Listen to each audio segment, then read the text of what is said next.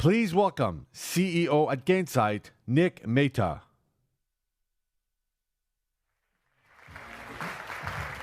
How are you guys doing? Excited? Are you actually real people? I'm saying real human beings, not a Zoom screen. This is awesome.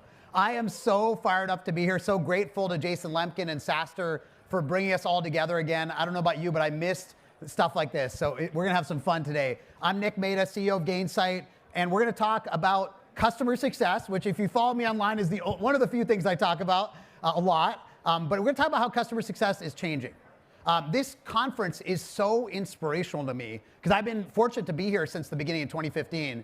And it's just like shows how much is happening in entrepreneurship, right? Many of you, raise your hand if you work at a company that's like less than 50 employees.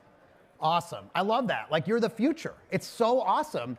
And what's cool is, you don't have to make all the mistakes that, folks that have been around for a long time like me have made in customer success. So what we want to talk about is just like the whole world of tech is changing, customer success is changing a lot. And we're going to try to share some lessons that we've seen and hopefully leave you with some specific actions you can take going forward. So this all goes back to a PDF. This whole presentation goes back to a PDF. In 2013, we launched Gainsight, and one of the first things we did was built this document called the 10 Laws of Customer Success. Now, raise your hand and be honest if you weren't working in SaaS or tech in 2013, and it's totally fine, right? So some of you missed out on those early days, it's all good. And back in those days, there weren't that many SaaS companies around. Literally, events like this would have been a few hundred people. I see Brian Plaster in the back, one of early CS executives, and you remember what I'm talking about, right? Not many people out there, so we all had to figure it out. And so we built this document that was based on 10 SaaS companies and what they learned about customer success in 2013. And this document actually ended up turning into a book called Customer Success, which is a blue book. Anyone read the Customer Success book? Sold about 100,000 copies so far. My mom's very proud of that book, which is very important. And so customer success back then was a totally new thing. And a lot of those principles still apply. But what we're gonna talk about today is how the world's changed and how we can take all of this to the next level. Because when you think about it, this is from 2013, right? So let's go back in the time machine to 2013. Just think about how far back 2013 was. For me, it kind of blows my mind. So let me share with you a few fun facts about 2013. First of all, 2013, if you were in San Francisco, was the year that Bat Kid stole our hearts and stole our imagination. Some of you probably remember Bat Kid, this little kid that dressed up as Batman. 2013 was also the year that Katy Perry roared for the first time, which is amazing. And I still think that's one of the greatest moments in musical history. 2013 was the year that we saw Frozen for the first time. And it was back when we still liked Let It Go before our kids had made us listen to it like 1,000 times. So back then, Frozen was a new thing. 2013 was actually the year after SaaStr got started. So this is actually a photo from 2015, the first SaaStr conference. But this concept of an event like this was just a twinkle in Jason Lemkin's eye in 2013, right? So just shows you how far back 2013 goes. Now, some things we can agree from 2013 shouldn't be kept for the future. Some things really, we should just leave them in the past. For example, 2013 was when Game of Thrones had the Red Wedding episode, scarred us all. I think many of us still are trying to get over that, getting therapy. 2013 was Gangnam Style, right? That was still pretty good, I think. The guy's really excited. 2013 was when we figured out what the fox said, which actually we didn't really figure out what the fox said, but we were supposed to figure out what the fox said. And 2013 was a year that I misguidedly decided that at our first conference we were going to at Gainsight, we just launched our company, our first conference, I decided to do Movember at Dreamforce. And that was a big strategic mistake. I think all of you would agree. And if any of you control the internet, if you can delete this photo from the internet, I would greatly appreciate it. So 2013 was a long time ago, right? But these 10 laws of customer success, as you're gonna see, they still apply, but we can kind of put a fresh coat of paint on them. And that's what we're gonna do today, is a fresh coat of paint on these 10 laws. And by the way, the 10 laws were created originally by a gentleman named Dan Steinman, who actually was one of the authors, the main author on the book Customer Success. So we're gonna revisit Dan's laws from 10 years ago. Okay, these are the original 10 laws. I'm not gonna go through them now, but this is kind of the reference frame we're gonna talk about. So law number 1, back in 2013, was customer success is a top-down company-wide commitment. Raise your hand if you work in the CS function, right? And then many of you, I'm not gonna make you raise your hands again, probably would like the rest of the company to be behind customer success more than they are right now, right? It's not just a function, everyone needs to focus on customer success. You've heard this, I'm sure, a million times. Well, how do we revise this law for the new era? What do we need to change about this? What do we need to enhance about this? Well, it's one thing for a CEO to say, oh, this is a top-down company-wide commitment, but CEOs say things like that all the time, right? And what actually makes it happen? Well, what we'd argue at Gainsight is you need to figure out a way to build customer success into the core of what you do. It's not just platitudes and all-hands meetings. It's not just that you put customer success on your website. It's actually changing the core of what your company does, right? Because I think all of us, if you work in CS, can empathize with this fact that many companies don't do customer success well. So 2 months ago, I decided to have some fun on LinkedIn, and I put up a question, which was, okay, let's start a fun thread. What are the best ways to fail at customer success? If a CEO wants to pretend they care about customer success but don't really, what should they do? And this question was like throwing meat into the sharks in customer success. Immediately 160 comments of people talking about what people do wrong in customer success, how they pretend to care about it, how they pay it lip service, but it doesn't actually turn into reality. And I bet some of you have worked in companies like that, right? It's very frustrating. Frankly, I bet if you're in CS, you end up leaving those companies. That's the reality of it, right? And what does that look like? What does lip service look like? Things like customer success is buried in the organization, right? It reports to somebody, reports to somebody, reports to somebody. Whoops, if you go back one slide, I think this auto-clicking. Go back to the last slide if you can. Thanks. Second thing, you have a board meeting and there's no section about customer success. I've seen that. It's ridiculous, right, in the modern SaaS world. And a third example, the ultimate faux pas, anytime you call customer success, customer support, you owe me $1. Every single time somebody does that. But some of you probably heard your CEOs or executives do that. And just to share, in each one of these 10 laws, I'm going to share a real story. So in this case, making customer success the core of your company matters partially because you want to recruit great people. I'm going to share a story of one of the top 100 or so CCOs out there. She can work at any SaaS company she wants. And she said, when I started my CCO search, I knew I only wanted to work for CEOs who really take their clients seriously. So when it was buried under sales, she didn't even want to take the interview. So if you are in a position where you're founder, CEO, and you're trying to recruit people, the way you structure it, the way you talk about it will influence who you can recruit. And you're not going to be able to get the best people if you don't make it part of your core. So this is law number 1, make customer success part of your core. Let's keep going. Law number 2. In 2013, we said, sell to the right customer. And that's absolutely true. And many of you have experienced trying to make a customer work where they should have never bought your software in the first place. I'm sure many of you have dealt with that, right?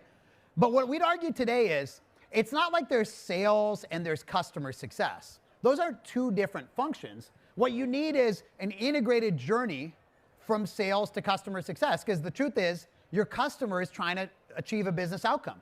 They're trying to generate more leads for their business or make their employers happier or grow their sales, right? They have a goal, and whether they're talking to sales or CS doesn't matter, right? And so just to make this tangible, the way we think about it is you need a continuous loop from the sales process where what you're really doing is defining what outcomes does the customer care about? What are they trying to achieve with your technology, right? That's like the beginning. And then you onboard the customer, and ideally you're onboarding them not just to set them up, but to get them ready to get those business outcomes, right? Then you're getting them to adopt your technology, not just to use the features, but to actually achieve those business outcomes. Then you're actually trying to ideally measure what impact you've already had. So when a customer and you are talking, you're not just saying, oh, you're using our software, you're saying this is the value we've driven for you. And then if you do that right, that's fuel for you to get new customers, right? Because those become references and case studies and all that. So this idea of end-to-end outcomes from the sales process through onboarding, through customer success, one of the hottest topics right now in the CS field. Give an example of this. So John Sabino, probably some of you have heard of Splunk. Splunk's a big public company. And John Sabino runs all post-sales at Splunk, so customer success, support, services.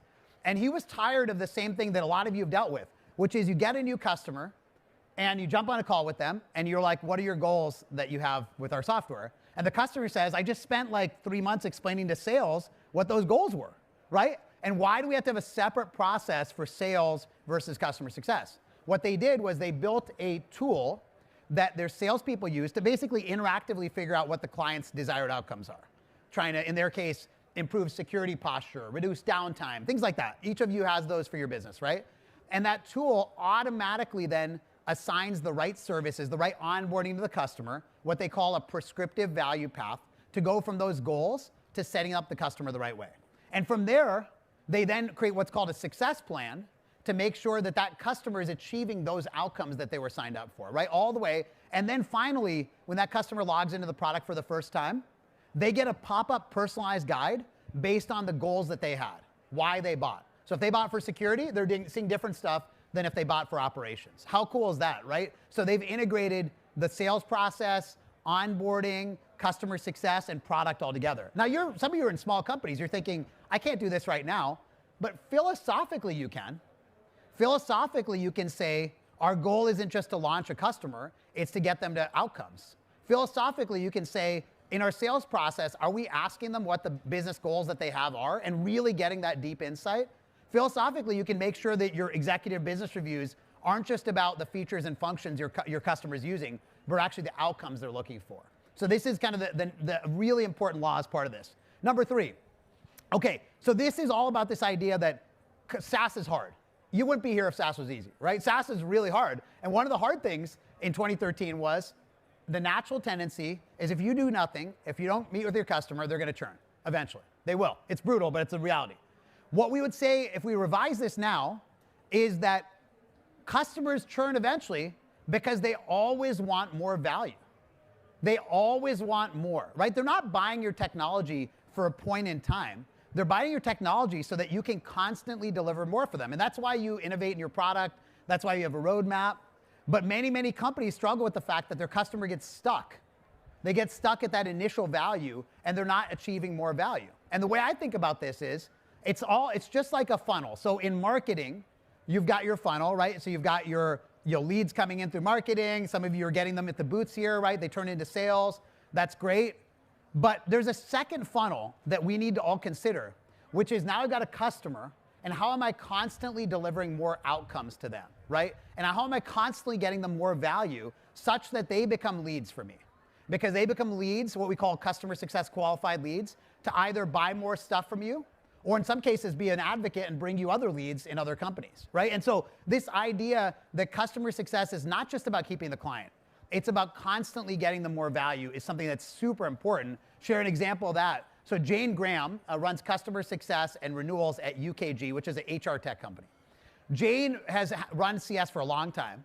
She started with classic like firefighting, support, all the stuff that I'm sure you've dealt with. And she said, look, the way to make our customers sticky is to get them to use more of our product. And so what she figured out, there's a good quote here, is that a huge chunk of all their sales were coming from existing customers, right? Selling them new modules, more licenses, whatever. Why shouldn't I incent my CS team to actually generate leads for our sales team, right? And it's not about the CS team becoming salespeople. It's about the CS team getting the customer more value and getting them more sticky. And so sales actually will help you drive customer success. And so this is a good example of what you can practically do, even when you're small, to actually drive more stickiness in your base, get your customers to expand and create this concept of CSQL. Okay, number 4, the customer's expectation when they buy your software is to be wildly successful, right? That's what we wrote back in 2013. And I think all of you get that, right? They sign the DocuSign, you celebrate, or EchoSign or whatever, you celebrate, and they're just waiting to get started. They're ready to get started. They want to get the value, and you're celebrating that you closed the deal, right? We all know about this. But what's changed is today, I think we all realize, and all of you have been there, that customer success takes commitment from the client too, right? How many of you have been in a situation where the customer isn't doing the right thing? Raise your hand, actually, been in a situation where the customer's not doing the right things to get value, right? Everyone, 100%, right? And so customer success is a two-way street. And the best CS teams out there are bringing their customers into the customer success process, creating what we call a mutual success plan with that customer, right? Where the tasks aren't all assigned to your company. Some of them are assigned to your customer to go through training, to go through change management, to define the KPIs they care about, right? And if you don't do this, it's a losing battle. Sharing a good example of this, Klaviyo, some of you know, very hot unicorn startup in the MarTech space. Klaviyo, Kate Walsh, runs customer support and customer success there.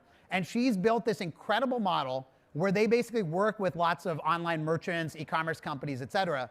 And to get them live on Klaviyo and getting value, they define what does a customer need to do, what do they need to do from day one, right? In the sales process, they're defining what those shared objectives are. Number 5. So in 2013, we talked about the need to relentlessly monitor and manage customer health, right? Part of customer success is this idea of early warning. It's not helpful to know that a customer is about to churn. It's helpful to know they could churn 6 months from now.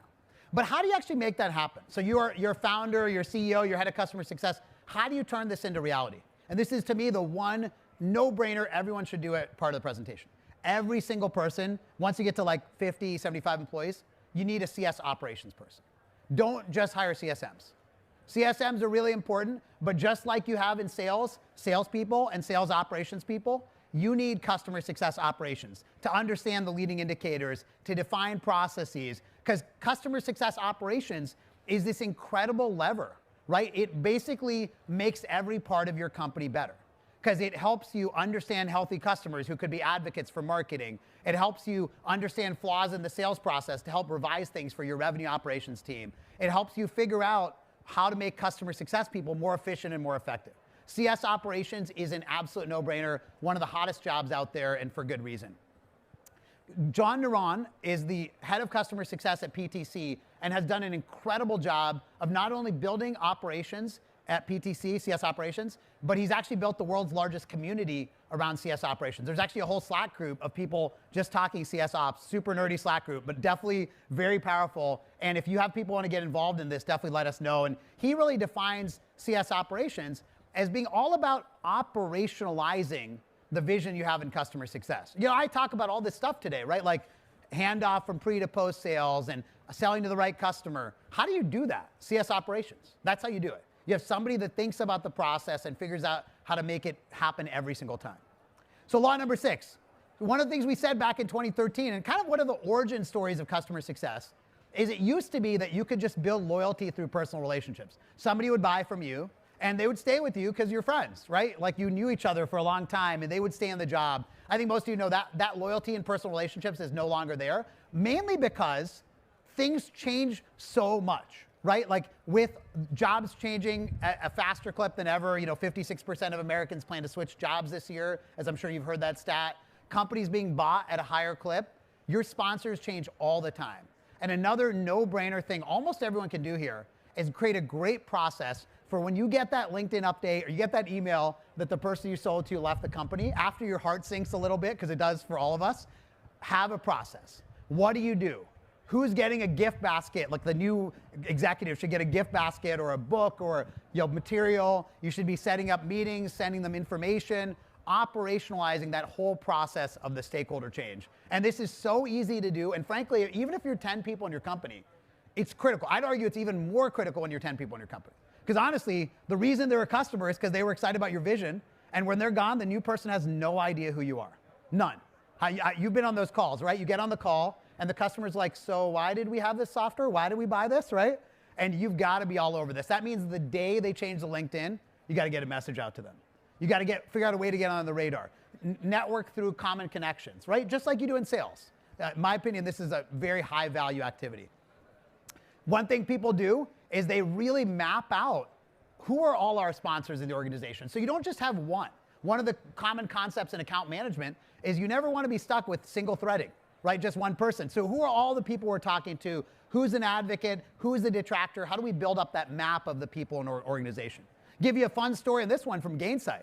So Meg Saratkal is the head of customer success today at HP Enterprise, a great leader.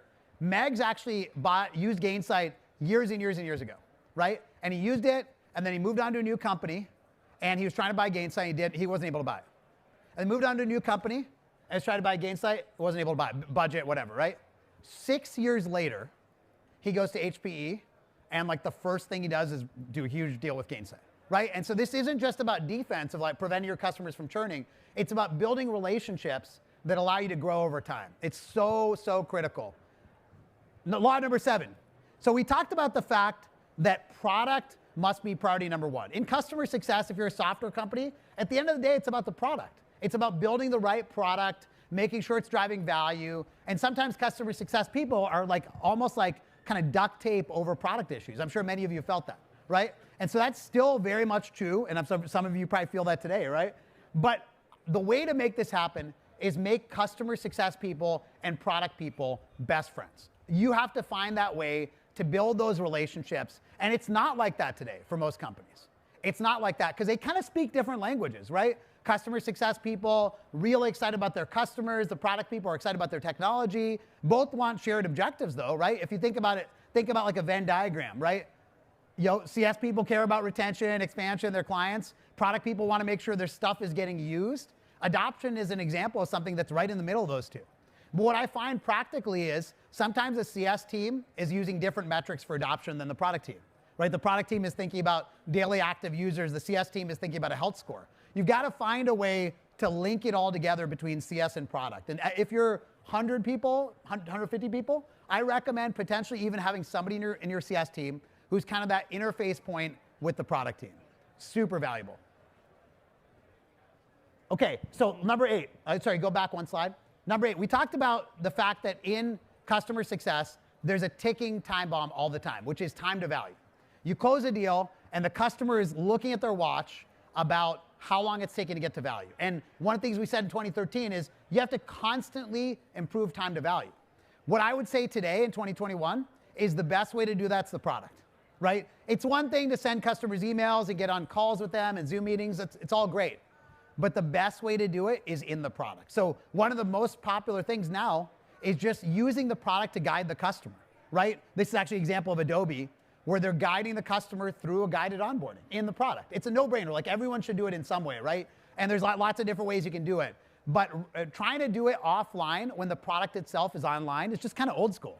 So do your onboarding in the product as much as you can. Example of that, Glassdoor. I'm sure all of you know Glassdoor, right? Whether you post on it or use it as a customer. Glassdoor has this interesting kind of business challenge where they've got all these candidates, right? All these people on the Glassdoor site, reviewing companies and all that. Then they sell to the HR people and marketing people trying to use Glassdoor to brand their company. So, Glassdoor's kind of B2B part of their company has a customer success team and has actually done CS for a long, long time. But they were doing it kind of in hand-to-hand combat, right? Talking to individual customers, sending them emails.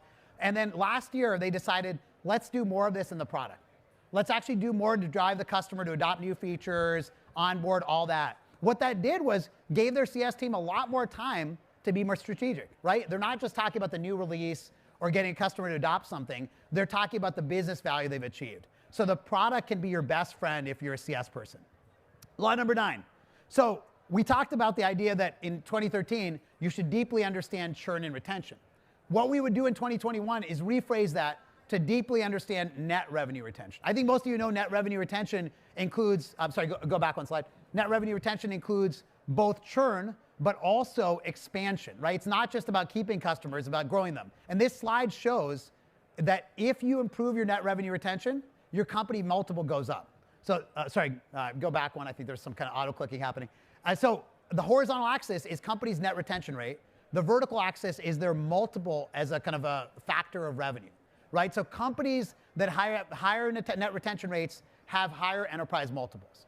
If you were 110% net retention rate, getting to 120 massively increases your company's value. If you're 120, getting to 130, and so on. Now, you might look at your business and be like, I'm 110, I'm never gonna get to 180 like Snowflake, right? Don't worry about that. You probably will never be able to get there. But getting to 115 or 120 makes a big difference. I'll give you an example of this. So GitLab, I'm sure many of you use GitLab. It's software for engineering teams, awesome company, incredible culture.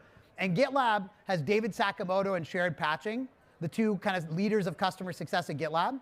And they, from the beginning, decided that they didn't want to just focus on retaining customers and firefighting and saving them. They wanted to focus on how they can actually drive more growth in their base. Because the way GitLab works, much like your products, it's a set of products, right? They have lots of different products that help engineering teams.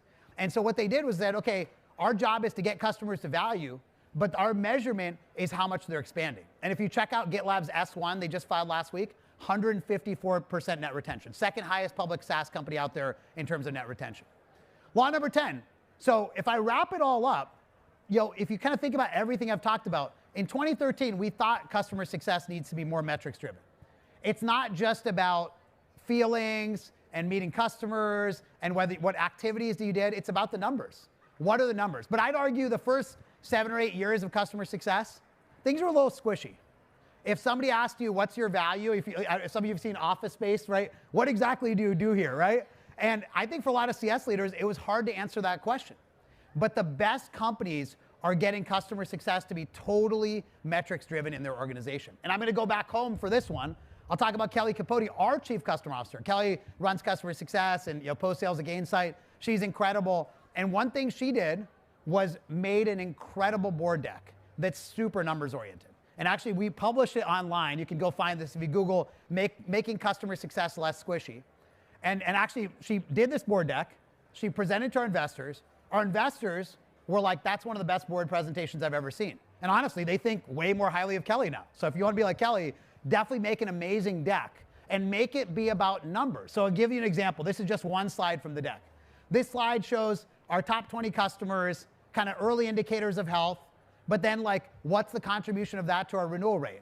If we maximize the renewal, how much can we increase our renewal rate by? Right? Very numbers oriented versus just stories or feelings or bullet points. So I would encourage you to say, how do we get more numbers around customer success? So with that, what we've done here is we've looked at the 10 laws from 2013, right? And they still all apply. They're still great. But we've kind of realized those laws were all about defense.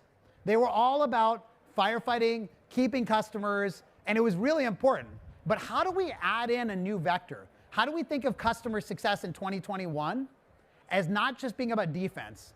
How do we think about it as being a growth engine, right? I think all of you recognize it's one of the best growth engines out there. Net revenue retention is the most important metric in your business. How do we rethink what customer success is? But I've got one bonus one. So my bonus one, it's not just about numbers. I lied. It's also about people. And so at Gainsight, if you followed us, over the years, one of the things we talk a lot about is human first business. The idea that like amidst all these companies and logos and booths and AdWords and all that stuff are human beings. Human beings at your company trying to move up in their careers. Human beings at the customer trying to get their job done. I think a lot of us lose sight of that in the process of kind of running tech companies. What should you take away from this? 3 big things. Number 1, customer success is changing a lot. And you have the benefit of doing it right from the start if you're a young company, and you have the benefit of reinventing yourself if you've been around for a while like us. Number 2, customer success is about data, but it's also about human beings, about building those human connections. Never lose sight of that. And number 3, whenever in doubt, if nothing's working, do a rap battle. Thanks so much, everyone.